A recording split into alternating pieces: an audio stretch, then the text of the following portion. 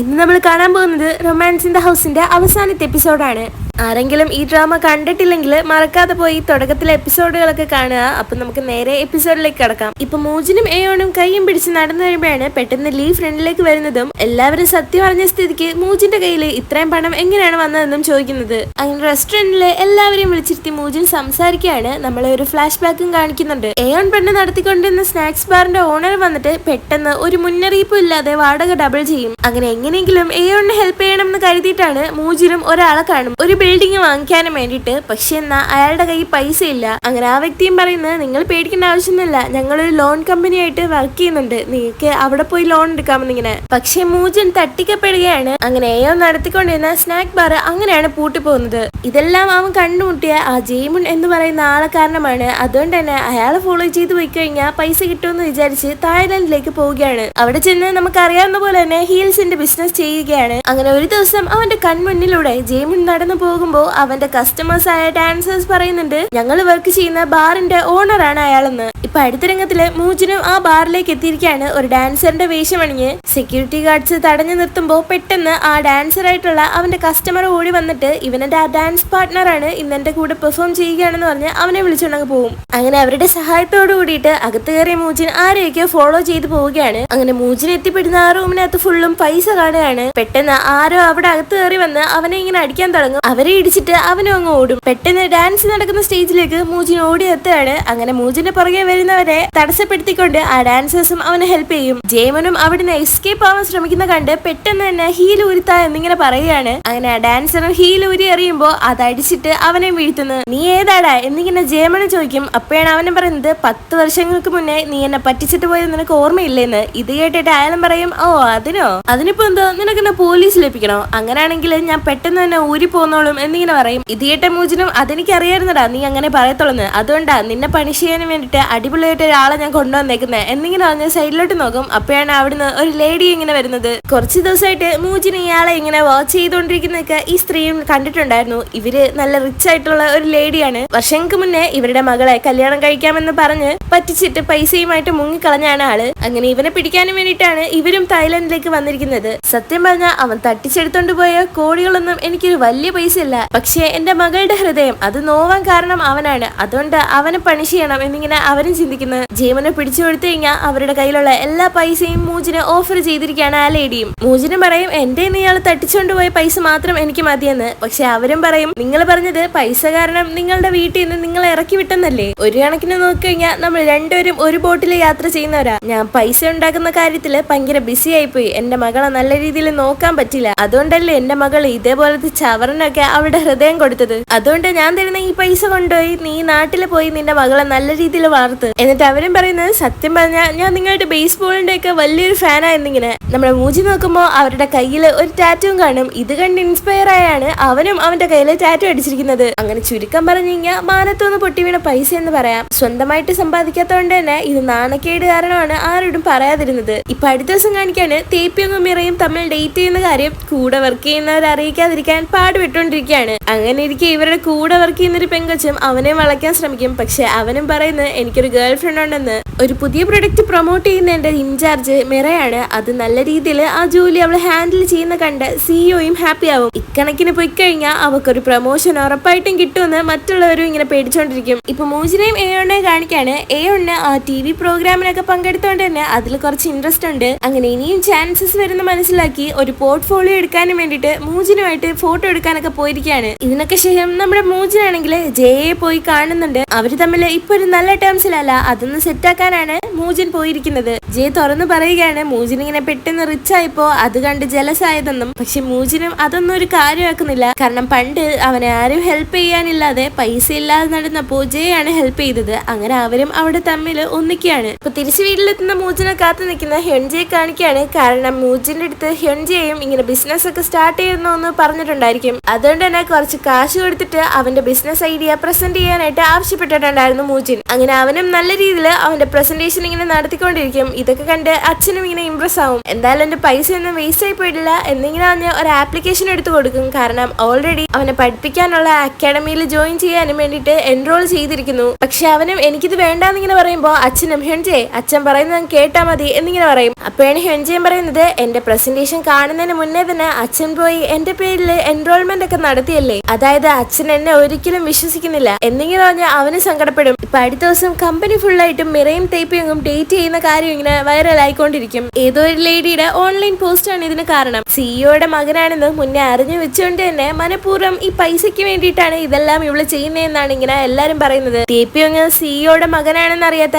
ഏയോൺ വരെ ഇത് അറിയുന്നുണ്ട്. ഒരു കുറ്റക്കാരി എന്ന രീതിയിലാണ് എല്ലാവരും നമ്മുടെ മിറ ഇങ്ങനെ നോക്കിക്കൊണ്ടിരിക്കുന്നത്. അങ്ങനെ വൈകുന്നേരം അവളും ഇങ്ങനെ സങ്കടത്തിൽ കുടിച്ചോണ്ടിരിക്കും. അവിടുന്ന് തേപ്പിയങ്ങാണ് വന്ന് എടുത്തോണ്ട് പോകുന്നത് അവളെ. അടുത്ത ദിവസം അവനിത് അച്ഛനോട് കാര്യങ്ങൾ പറയാണ്. എല്ലാവരും അവളെ വെറുതെയാണ് കുറ്റപ്പെടുത്തുന്നത് എന്നും പറയുന്നത്. കമ്പനിയില് മിറയെ എല്ലാവരും ഇങ്ങനെ അവോയ്ഡ് ചെയ്യുന്ന രീതിയിൽ അവക്കും തോന്നും. അങ്ങനെ ഇവരുടെ ടീമിന്റെ ലീഡർ എല്ലാവരോടും ഒരു ഡിന്നർ കഴിക്കാനായിട്ട് ആവശ്യപ്പെടുകയാണ്. പ്രത്യേകിച്ച് നമ്മുടെ തേപ്പിയങ്ങും മിറയും ഷുവറായിട്ടും അറ്റൻഡ് ചെയ്യണമെന്ന് പറയാണ്. അവിടെ വെച്ച് അദ്ദേഹം പറയാണ് സിഇഒയുടെ മകൻ നമ്മുടെ ടീമിലേക്ക് വന്നര മുതലേ എനിക്ക് നല്ല വിപ്രാളമായിരുന്നു. ഇപ്പൊ ഇവര് രണ്ടുപേരും കൂടി ഡേറ്റ് ചെയ്യാണെന്ന് അറിയുമ്പോൾ നല്ല അൺകംഫർട്ടബിൾ ആണ്. എനിക്ക് ഇത്രമാത്രം തോന്നുന്നുണ്ടെങ്കിൽ അപ്പൊ അവരുടെ കാര്യം ഒന്ന് ആലോചിച്ച് നോക്ക്. മിറ ഇത്രയും വർഷവും നല്ല രീതിയിൽ കഷ്ടപ്പെട്ട് വർക്ക് ചെയ്യുന്നത് നമ്മൾ എല്ലാവരും കണ്ണുകൊണ്ട് കണ്ടിട്ടുള്ളതാണ്. നമ്മളൊക്കെ ബ്ലഡ് റിലേഷൻ കൊണ്ട് സ്ട്രേഞ്ചേഴ്സ് ആണെങ്കിലും ഒരു ഫാമിലിയെ പോലെയാണ് നമ്മൾ ഇത്രയും നാളും വർക്ക് ചെയ്തോണ്ടിരുന്നത്. അതുകൊണ്ട് എപ്പോഴത്തെയും പോലെ തന്നെ തമ്മിൽ സപ്പോർട്ട് ചെയ്ത് വേണം നിൽക്കാൻ. ഇതും കേട്ട് അവരുടെ സീനിയർ പറയും ഒരു സീനിയർ എന്ന നിലയ്ക്ക് ഞാൻ നിന്നെ സപ്പോർട്ട് ചെയ്യേണ്ടതായിരുന്നു, സോറി എന്നിങ്ങനെ. അങ്ങനെ അവിടെ ഇരിക്കുന്നവരെല്ലാരും അവളുടെ അടുത്ത് ഇങ്ങനെ സോറി ചോദിക്കും. കാരണം അവരാരും ഇതുവരെയും അവളെ സപ്പോർട്ട് ചെയ്ത് ഒന്നും തന്നെ പറഞ്ഞിട്ടില്ല. അപ്പോഴാണ് മിറയും പറയുന്നത് ഞാൻ നിങ്ങളോട് ഇതൊക്കെ എക്സ്പ്ലെയിൻ ചെയ്യേണ്ടതായിരുന്നു, പക്ഷെ എനിക്ക് അങ്ങനെ ഒരു ചാൻസ് കിട്ടിയില്ല, സോറി. സത്യം പറഞ്ഞാൽ ഇത്രയും നേരം ഞാൻ ഓക്കെ അല്ലായിരുന്നു, പക്ഷെ ഇപ്പൊ എനിക്ക് ഓക്കെയാണ്. അങ്ങനെ ഇവരും പുറത്തോട്ട് ഇറങ്ങുമ്പോഴാണ് നമ്മുടെ തേപ്പിയങ്ങിന്റെ അച്ഛൻ അവിടെ നിൽക്കുന്നത്. എന്നിട്ട് ഇവളെ നോക്കി ഒരു സോറി പറയാണ്. ഇന്ന് ഞാൻ കുറെ ചിന്തിച്ചു എന്നിട്ടൊരു തീരുമാനം എടുത്തിരിക്കുകയാണ്. ഞാൻ എല്ലാവരുടെ അടുത്തും പറയാൻ പോവുകയാണ് നിന്നെ എന്റെ ഫാമിലിയിലെ ഒരു മെമ്പറായിട്ട് ഞാൻ അക്സെപ്റ്റ് ചെയ്യാൻ പോകുന്ന കാര്യം എന്നിങ്ങനെ മിറയെ നോക്കി പറയും. ഇതും കേട്ട് എന്തോ എന്നിങ്ങനെ പറഞ്ഞാൽ അവര് ഷോക്കായിട്ട് നിൽക്കും. ആ സമയമാണ് അത് നിങ്ങളാരാ തീരുമാനിക്കുക എന്നിങ്ങനെ ചോദിച്ച് നമ്മുടെ മിറയുടെ അച്ഛനും വരുന്നത് അവിടെ. സത്യം പറഞ്ഞാൽ അച്ഛന്മാർക്ക് രണ്ടുപേർക്കും ഇവർ യഥാർത്ഥത്തിൽ ഡേറ്റ് ചെയ്യുന്നു എന്നുള്ള കാര്യം അറിയത്തില്ല, ഇതൊരു റൂമറാണ് എന്നിങ്ങനെ വിചാരിച്ചിരിക്കുകയാണ്. ഇപ്പൊ മിറയുടെ അച്ഛനെയും കണ്ട് നമ്മുടെ തേപ്പിയങ്ങനെ അച്ഛനും ഇങ്ങനെ ഹായ് പറയും. പക്ഷെ മിറയുടെ അച്ഛൻ ഹായ് പറയത്തില്ല. മൂജിനും തേപ്പിയങ്ങനെ നോക്കിയിട്ട് എടാ നീ എന്ത് കാണിച്ചു വെച്ചിരിക്കുന്ന, ഇതെല്ലാം നിന്നെ കാരണം സംഭവിച്ചേ എന്നിങ്ങനെ പറഞ്ഞോണ്ടിരിക്കും. എന്നിട്ട് തേപ്പിയങ്ങനെ അച്ഛനെ നോക്കിയിട്ട് പറയുന്നത് നിങ്ങളൊക്കെ എവിടുത്തെ സിഇഒയാ, ഇങ്ങനത്തെ ഒരു പൊട്ട റൂമറിനകത്തൊക്കെ എന്റെ മോളെ കൊണ്ടുവന്നിടാൻ നിങ്ങൾ തന്നെ കാരണക്കാരൻ, ഇനി ഇവിടെ നിർത്തിക്കൊണ്ടിരുന്ന ശരിയാത്തില്ലെന്ന് പറഞ്ഞ് അച്ഛനെ വിളിച്ചോണ്ട് മിറയെ അങ്ങ് പോവാൻ നോക്കും. പക്ഷെ നമ്മുടെ മിറയുടെ അച്ഛനാണെങ്കിൽ ആ തേപ്പിയങ്ങനെ നോക്കിയിട്ട് എടാ മണ്ടൻ കരാട്ടക്കാരാ, നിനക്ക് എന്റെ മോളെ കിട്ടത്തില്ല എന്നിങ്ങനെ പറയും. ഇതും കേട്ട നമ്മുടെ തേപ്പിയങ്ങനെ അച്ഛനും എന്തോ നിങ്ങൾ എന്റെ മോനെ വിളിച്ചത് മണ്ടാന്നോ. പിന്നങ്ങോട്ട് അവര് തമ്മിലാവുകയാണ്. എന്റെ തേപ്പിയങ്ങനെ എന്തോടാ ഒരു കുറവ്, അവന്റെ കഴിവ് കാരണം അങ്ങ് ഒളിമ്പിക്സിൽ വരെ പോയതാ. എന്റെ മോൻ പല ചാമ്പ്യൻഷിപ്പില് സിൽവറും ഗോൾഡും ഒക്കെ മേടിച്ചിട്ടുള്ളവനാ. ഇത് കേട്ട അവനും എന്തോ അച്ഛ ഇതൊക്കെ എന്തിനാ ഇപ്പൊ പറയുന്നത് എന്നിങ്ങനെ പറയും. തേപ്പിയങ്ങനെ അച്ഛൻ നിർത്തി വെച്ചപ്പോഴത്തേക്കും പിന്നീട് അങ്ങോട്ട് മിറയുടെ അച്ഛൻ തുടങ്ങാണ് അയാളുടെ മോളെ പറ്റിയിട്ട്. അവള് നല്ല രീതിയിൽ പഠിച്ച് ഒരു നല്ല യൂണിവേഴ്സിറ്റിയിൽ നിന്ന് ഗ്രാജുവേറ്റ് ആയി ഇപ്പൊ നിങ്ങളുടെ കമ്പനിയുടെ ഫ്യൂച്ചർ തന്നെ അവളാ എന്നിങ്ങനെ. ഇതേട്ട് തേപ്പിയങ്ങനെ അച്ഛനും അത് ശരിയാ എന്നിങ്ങനെ പറയും. ഇത്രയും ബുദ്ധിമതിയായിട്ടുള്ള ഒരു പെങ്കൊച്ചിന് ഇത്രയും മണ്ടനായിട്ടുള്ള ഒരു അച്ഛനെ എങ്ങനെ കിട്ടിയെന്നാണ് ഞാൻ ചിന്തിക്കുന്നത് എന്നിങ്ങനെ തേപ്പിയങ്ങനെ അച്ഛനും പറഞ്ഞോണ്ടിരിക്കും. അങ്ങനെ വാക്ക് തർക്കം പയ്യെ അങ്ങോട്ട് ശാരീരികമാവുകയാണ്. തമ്മി രണ്ടുപേരും കൂടെ മുടിയും പിടിച്ച് വലിച്ചുകൊണ്ടിരിക്കുമ്പോ ഞാൻ എന്റെ മകളെ തരത്തില്ല, ഞാൻ എന്റെ മകനെ തരത്തില്ല എന്നിങ്ങനെ തമ്മി പറഞ്ഞുകൊണ്ട് വഴക്കിട്ടോണ്ടിരിക്കും. ഇതൊക്കെ കണ്ട് സഹിക്കാൻ വയ്യാതെ മിറയും തേപ്പിയങ്ങും ഒന്ന് നിർത്ത് എന്നിങ്ങനെ ഉറക്കെ ഒച്ചയിട്ട് പറയും.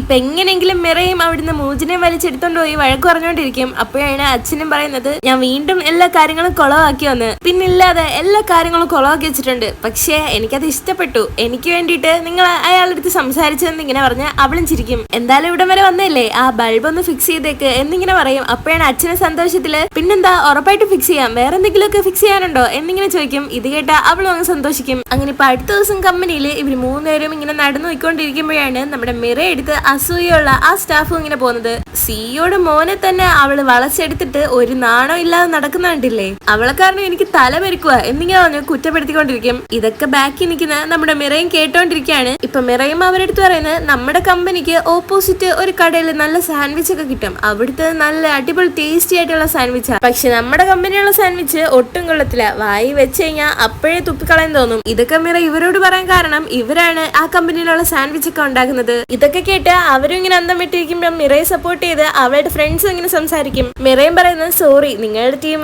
എന്റെ ടീമുമായിട്ട് കമ്പയർ ചെയ്യുന്നത് ഞാൻ എന്ത് ചെയ്യാനാ, ജോലി ചെയ്യാതെ മറ്റുള്ളവർ കുറ്റം പറഞ്ഞുകൊണ്ട് കിടന്നു കഴിഞ്ഞാൽ പലരുടെയും സെയിൽസ് താഴെ പോവും, അതുകൊണ്ട് എല്ലാവർക്കും ഓൾ ദ ബെസ്റ്റ് എന്ന് പറഞ്ഞാൽ അവർ മൂന്നുപേരും അവിടെ നിന്ന് പോകും. ഇപ്പൊ ഏയോണും മൂജിനും കൂടെ മെഡലിനെ ഇങ്ങനെ നടത്തിക്കൊണ്ടിരിക്കുമ്പോഴാണ് അവരുടെ വീടിന്റെ അടുത്തുള്ളവരൊക്കെ ഇങ്ങനെ സംസാരിക്കുന്നത് ഇവരിൽ രണ്ടുപേരും ഒരുമിക്കോ എന്നൊക്കെ ഉള്ള കാര്യം. ഇത് കേട്ട് ഏയോണും വിഷമത്തിയിരിക്കുന്ന കണ്ട് മൂജിൻ പറയാണ് അവര് പറയുന്നത് കാര്യമാക്കണ്ട, എനിക്ക് നിങ്ങളെ തിരിച്ചു വേണ്ട എന്ന് പറഞ്ഞു കഴിഞ്ഞാൽ അത് കള്ളത്തരാവും. പക്ഷെ അതിലുപരി നിങ്ങൾക്ക് എന്തൊക്കെ പ്രശ്നം ഉണ്ടെങ്കിലും നിങ്ങളുടെ കൂടെ നിന്ന് സപ്പോർട്ട് ചെയ്ത് നിങ്ങളെ ഹാപ്പി ആക്കി വെക്കാനും വേണ്ടിയിട്ടാണ് ഞാൻ തിരിച്ചു വന്നത്, അതുകൊണ്ട് അവര് പറയുന്നത് കാര്യമാക്കി വെക്കണ്ട എന്നിങ്ങനെ പറയുന്നത്. ഇപ്പൊ മിറയും ഏയോണ്ടേയും കൊണ്ട് ടിവിയിൽ തിളങ്ങി നിൽക്കണമെങ്കിൽ ഫേഷ്യലൊക്കെ ചെയ്യണം എന്നിങ്ങനെ പറഞ്ഞാൽ അവളെ സലൂണിൽ കൊണ്ടുവന്ന് ഇപ്പൊ നമ്മുടെ തേപ്പിയോങ്ങിന്റെ അക്കാഡമിയിലേക്ക് നമ്മുടെ മൂജിനും എത്തുകയാണ് അവനെ കാണാനായിട്ട്. ഇന്നലെ നടന്ന സംഭവത്തിനൊക്കെ സോറിയും ചോദിക്കുന്നുണ്ട്. അച്ഛന്മാരൊക്കെ അങ്ങനെയാണ്, അവരുടെ മക്കളുടെ കാര്യത്തില് അവരിങ്ങനെയാണ് പെരുമാറാറ്, നിന്റെ അച്ഛനെ നിന്നെ ഒത്തിരി ഇഷ്ടപ്പെടുന്നോണ്ടാണ് അയാൾ അങ്ങനെ പെരുമാറിയത് ഇങ്ങനെ പറയും. അതിനുശേഷം തേപ്പിയോങ് അവന്റെ അച്ഛനുമായിട്ടിരുന്ന് ഡ്രിങ്ക്സ് കുടിക്കുകയും സംസാരിക്കുകയും ചെയ്യുകയാണ്. അവൻ ചോദിക്കുന്നുണ്ട്, അച്ഛാ നിങ്ങൾ എന്തുകൊണ്ടാ എന്റെ അച്ഛനായിട്ടിരിക്കാൻ തീരുമാനിച്ചത്?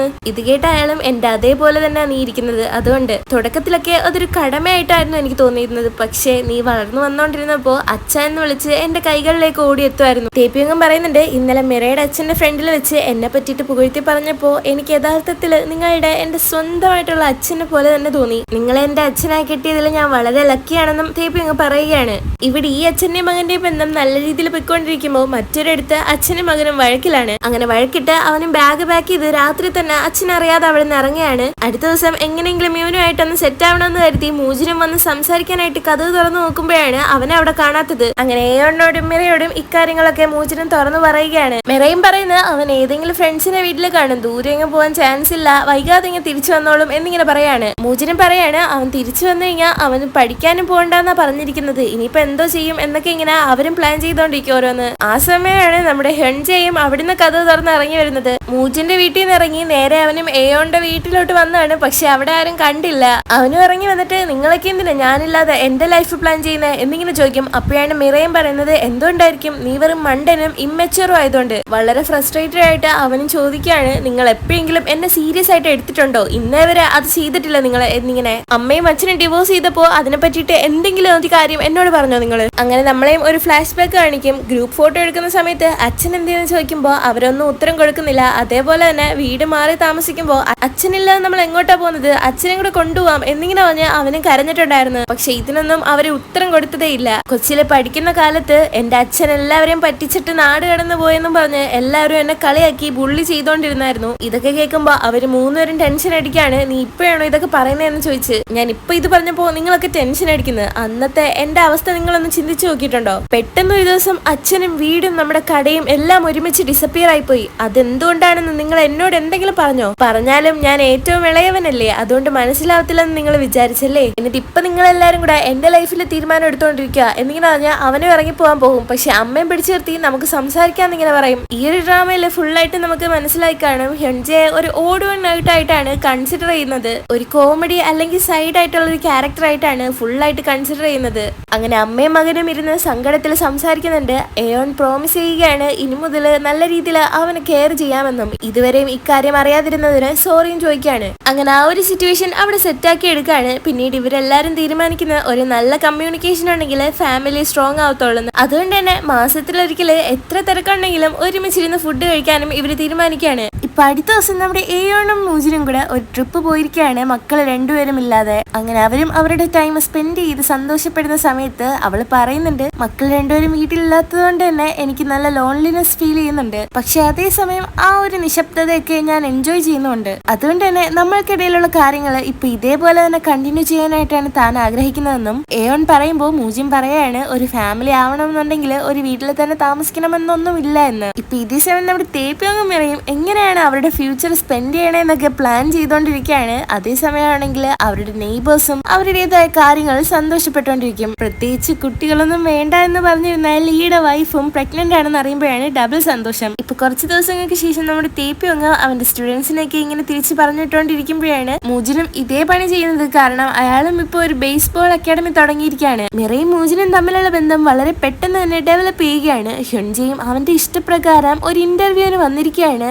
ഏയോൺ ആണെങ്കിൽ ആണെങ്കിൽ പുതിയ പുതിയ കാര്യങ്ങൾ ട്രൈ ചെയ്തുകൊണ്ടിരിക്കുകയാണ്. ഇപ്പൊ ഡ്രൈവിംഗ് പഠിക്കാനായിട്ട് രജിസ്റ്റർ ചെയ്യാൻ വന്നിരിക്കുകയാണ്. അടുത്ത രംഗത്തിൽ കാണിക്കുന്നത് നമ്മുടെ എയോൺ എന്ന് പറഞ്ഞ പോലെ മാസത്തിൽ ഒരുമിച്ച് എല്ലാവരും സംസാരിച്ചിരുന്ന് ഫുഡ് കഴിക്കുകയാണ്. ഹ്യോൺജി പറയുന്നുണ്ട് അവന്റെ ഇന്റർവ്യൂ അവൻ നല്ല രീതിയിൽ അറ്റൻഡ് ചെയ്തു, മിക്കവാറും അവൻ ഈ ജോബ് കിട്ടുമെന്നും. അപ്പോഴാണ് മിറയും ചോദിക്കുന്നത് താഴെ ഒരു കാർ കിടക്കുന്നത് കണ്ടായിരുന്നല്ലോ, അത് ആരുടെയാണെന്ന്. എയോണും പറയാണ് അവരിപ്പോ TV ഷോ ഒക്കെ ചെയ്ത് ഇങ്ങനെ കിട്ടിയ പൈസ വെച്ച് അവർ ട്രെയിനിങ്ങിന് വേണ്ടിയിട്ട് ഒരു കാർ മേടിച്ചാണ്. എന്തായാലും കാറൊക്കെ എടുത്തില്ലേ, ഇനിയിപ്പോ നമുക്ക് എന്തുകൊണ്ട് ട്രിപ്പ് പോയിക്കൂടാന്ന്. അപ്പൊ നമ്മുടെ മിറയും പറയും എങ്കിൽ ശരി 2 റൂം ബുക്ക് ചെയ്തോളാൻ, ഞാനും അമ്മയും ഒരു റൂം ഷെയർ ചെയ്യാമെന്ന് ഇങ്ങനെ പറയുമ്പോഴാണ് അച്ഛനും അതിനകത്ത് കയറുന്നത്. മൂജിനും ചോദിക്കുന്നത് നീ എന്തിനാണ് റൂം ഷെയർ ചെയ്യുന്നത്, ഞാനും അമ്മയും ഒരിടത്ത് കിടക്കും. അങ്ങനെ അവിടെ വെച്ച് അമ്മയ്ക്ക് വേണ്ടിയിട്ട് ഇവർ രണ്ടുപേരും ഇങ്ങനെ തമ്മിൽ ഫൈറ്റ് ചെയ്തോണ്ടിരിക്കുമ്പോഴാണ് അമ്മയും പറയുന്നത് ഓ അതിന്റെ ഒന്നും ആവശ്യമില്ല, നിങ്ങൾ രണ്ടുപേരും ഒരിടത്ത് കിടന്നോ, ഞാൻ എന്റെ മോനുമായിട്ട് കിടന്നോളാം എന്നിങ്ങനെ. അങ്ങനെ ഇവരെല്ലാവരും സന്തോഷത്തിൽ ഇങ്ങനെ കാര്യമൊക്കെ പറഞ്ഞിരിക്കുന്നത് കാണിച്ചുകൊണ്ട് റൊമാൻസ് ഇൻ ദ ഹൗസ് എന്ന് പറയുന്ന ഈ ഒരു ഡ്രാമ ഇവിടെ അവസാനിക്കുകയാണ്. പിന്നീട് ഫാമിലി ബൈ ചോയ്സ് എന്ന് പറയുന്ന ഡ്രാമ നിങ്ങൾ ഇതുവരെയും കണ്ടിട്ടില്ലെങ്കിൽ അത് അടിപൊളിയാണ്, അത് നിങ്ങൾ മറക്കാതെ കാണണം. അപ്പൊ നമുക്ക് ഇനി നെക്സ്റ്റ് ഡ്രാമയിൽ കാണുന്നവരെ വരെ ബൈ, താങ്ക് യു.